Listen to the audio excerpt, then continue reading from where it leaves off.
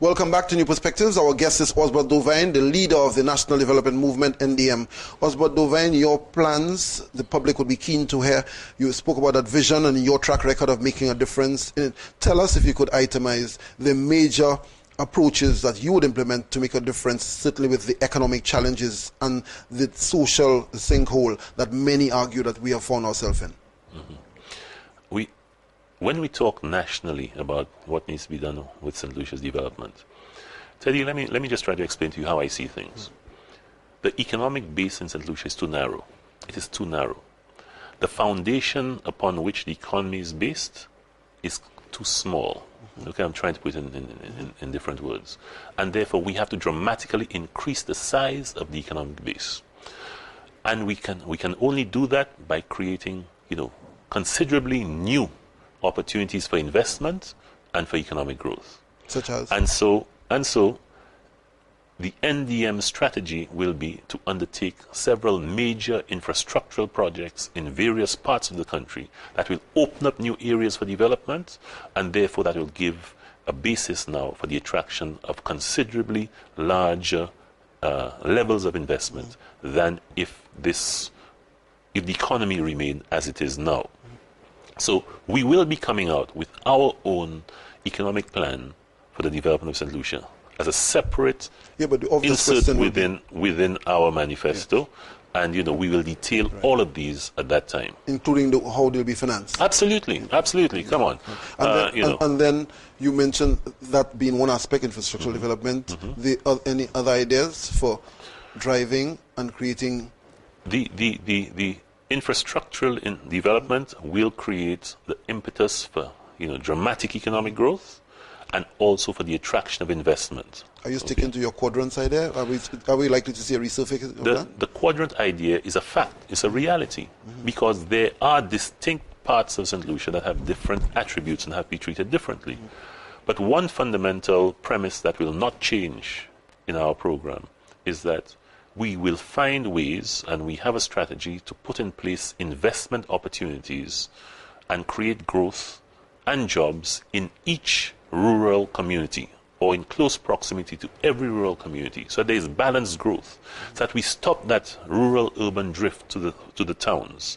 We ensure that communities, as we have known them in St. Lucia, remain distinct communities, remain vibrant communities. And so our strategy will be based on a combination of major new investments in key areas of the country, large investments, together with a combination, and as well as a combination of smaller investments in close proximity to some of the major communities in St. Lucia. Okay. Many would not be so fresh of your quadrant idea presented by Sir John Compton the first time, the budget of 2007. Maybe you could indicate some of the major components of it, for example, the quadrants, which would affect particularly the rural areas. If you could give two examples. Affect the rural areas. Right, 2 examples. Let me just indicate what say something about the whole quadrant development program is. Essentially, what it says is that there are different parts, there are different sections and segments of St. Lucia. Essentially, the north, the south, 4 quadrants, right. 4 quadrants. And you have to treat each of these differently based on the attributes that they have. So, for example, we look at the northern quadrant, and right there we look at the asset base that we have. We look at Castries Port, and we look at what can happen in Castries Port in terms of its redevelopment into a major cruise ship destination, port, and so on.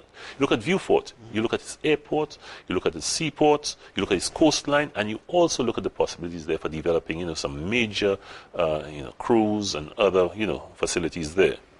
You look at. So you think the airport redevelopment is timely in a sense? Absolutely. Yeah. Absolutely. The airport redevelopment is necessary. And let me point out too that countries must always build capacity. You cannot wait until the pressure is upon you and then expand. You have to build capacity in anticipation of development, because when international investments or investors see that you have that capacity, investment tends to gravitate towards it because you already have the capacity. often these developments have a long lead time. So you have to, take a reasoned guess or reasoned estimate as to where trends are going globally, and then make your investments on that basis. You will recall, and just as an example, you recall that the reclamation work was done on the causeway many years ago, and that and it's only in recent years we have seen investment come onto that causeway. So the whole infrastructural network that was laid down in the 70s and the 80s led to the kind of investment that we saw sometime later. The West Coast, any plans for it? The most depressed? Absolutely. The West Coast, you look at Soufriere and you look at the attributes of Soufriere. And it is clear that, as we had set in the quadrant plan, that there are major investment possibilities there involving crews and involving other things as well. But what I think is important too is that St. Lucia needs now to diversify its tourism product into certain niche areas. And, because we believe that it is important to bring the benefits of tourism into every rural community, whether they are on the sea or whether they are in the hinterland of St. Lucia. And there are ways in which, this can be done, and we have a clear program for doing that. That's notwithstanding the present heritage program, the existing...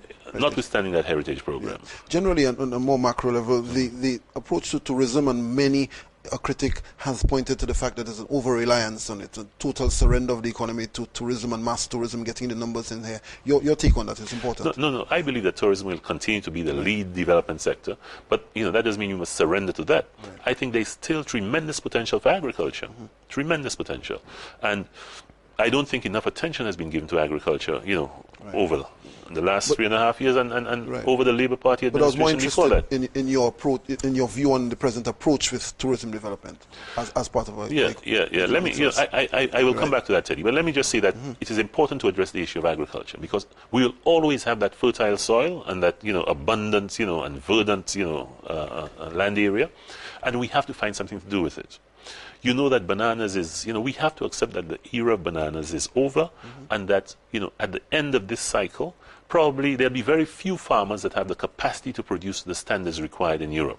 And so, there'll be many farmers and persons who are associated with the land who will need to be employed and kept on the land. And there are things that we'll set out in our development strategy to indicate to farmers how we intend to proceed in this regard. The approach to tourism is a conventional approach, in the sense that there's a huge cruise component and there's a huge a relatively large stayover component. But what needs to be done, we think, is to look at niches. For example, the whole nature eco area, the whole adventure area. All of these areas are areas that we think need to be focused on, and we also think that more marketing dollars have to be put towards attracting visitors to these particular niches. So all in all, we must maintain the basic platform of tourism that we have, but we have to branch off into specific niche areas, because these niche areas tend to have a higher value added, than the conventional mass tourism. And as you look at the economy, you mentioned the question of linkages. The linkage is very important as far as agriculture and tourism, and much has been said on that. But often I ask the guests here on our New Perspectives platform the aspect of our soul. St. Lucia or St. Lucian, socially what we stand for. I haven't heard many of you address that. The new St. Lucia, there's surely projects and so on. You, as is often said now, you need to fashion a society and not an economy. I haven't heard you speak to that. The people, the new St. Lucia, a new breath. We have to reestablish pride in this country. We have to develop a strong work ethic in this country. St. Lucians often, take, time off, to enjoy themselves and so on. And, that is all well and good. But we have to understand that if we have to progress and we have to survive in these very challenging economic times and this very competitive global environment, we have to learn to work as hard as we play. And so, every effort will be made to encourage St. Lucians to focus as much on achieving greater levels of productivity and production as on the level of enjoyment that we all embrace at the appropriate time. Yeah, I will give you a final word in a bit to make your final pitch as to what your emphasis will be in going forward. But quickly, the part of the intrigue that we must touch on, the Janine Compton Antoine struck me particularly. You spoke of a possible accommodation and alliance working together. How concrete is that in fact, or was it Ausbert playing to the Gary a little bit? No. As I indicated then, Jenny and I are in constant contact. We keep talking, and we're waiting to see how the campaign develops, to see whether it's to our mutual advantage to work together, or it is her chances are better if she runs as an independent candidate and so on. But essentially, the members of the persons in her constituency will tell her, how they think, she should go, and whether it is to her advantage, whether it improves her chances, to go with us or to go on her own. But we are in close touch, and whatever happens, we will always continue to work closely together. The relationship is strong.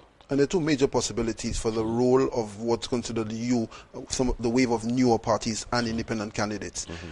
You either, in a very realistic way, become the winner of a seat and eventually, ultimately, possibly form the government, or almost equally significant, to split the vote and be a major player and influence the outcome of the seat, in which instance you may be co-opted as part of a particular regime. In your instance, realistically and honestly, Ausbert Dovain, you, Janine and company, speak for yourself. How do you see your role? You see yourself possibly winning that seat, or maybe getting 500 votes that could derail the plans of one or the other party? I am not in this to split votes. I'm in this to win. Right. So, all my efforts and energies, and the efforts and energies of all the members of my party, of my national development movement, are focused on winning. And we realistically think that we can win. We think it's a different time, a different environment. We believe that in this election, the people of St. Lucia will show that they have come of age politically. They will show their political maturity, and they will not be distracted by all of the, the efforts to, to influence their votes with all sorts of, razzmatazz and so on. I've used that word before this evening. I believe they will show that they are interested in hearing the issues, and that they will make the decision on the basis of the issues that are presented to them, the cases made by the respective parties.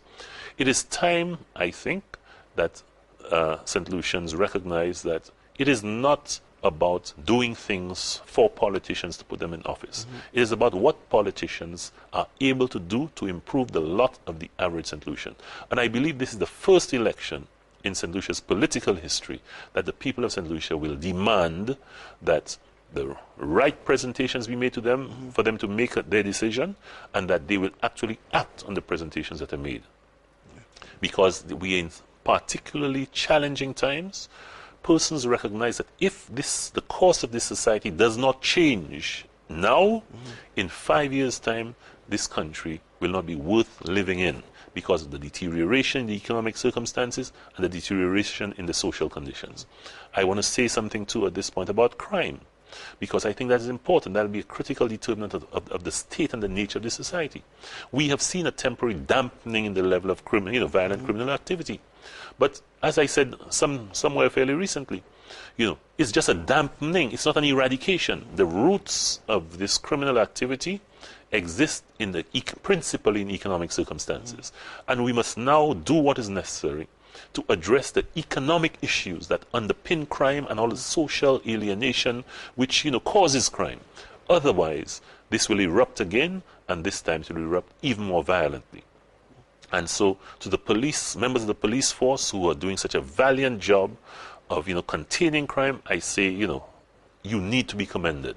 But to the political leaders, I say now you must do your job and find solutions to the real problems. And to the electorate of St. Lucia, I say, now you must find the organization with the right leadership to manage the economy, to address all these social issues, so that our society can be worth living in, for the foreseeable future, and is preserved for future generations. Well, you certainly got in your final pitch there. Thank you very much, Teddy. Just must, as you see, in the flow of the politics, before we end, just throw in, your good old friend Richard Frederick, you were in the banter with him the last 2 weeks or so. Two things quickly. The aspect of Richard Frederick running the seat with the visa problems, the revocation of visa, your reason for him, the distinction. He has given up the ministerial posts and so on. The people are saying on the ground in Castries and elsewhere that they should decide ultimately whether they want him, the constitution not debarring him, decide whether he's fit, and that's the ultimate verdict.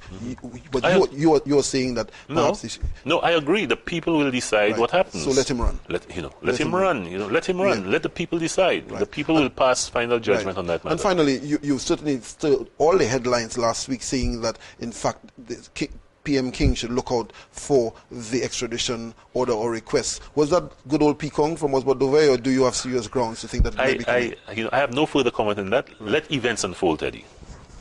Ausbert Dovey has been our guest. I want to thank you, Ausbert Dovey, for being on this program. Certainly very interesting discussion here ahead of the all-important elections in our country. Ausbert Dovey, the leader of the National Development Movement, he will again be here ahead of the elections, no doubt, like all the major players leading up to elections here. 2011, it has been said, is likely to be the date, constitutional next year, but many expecting it before December of this year. Thank you for viewing. Next Monday at the same time, New Perspectives.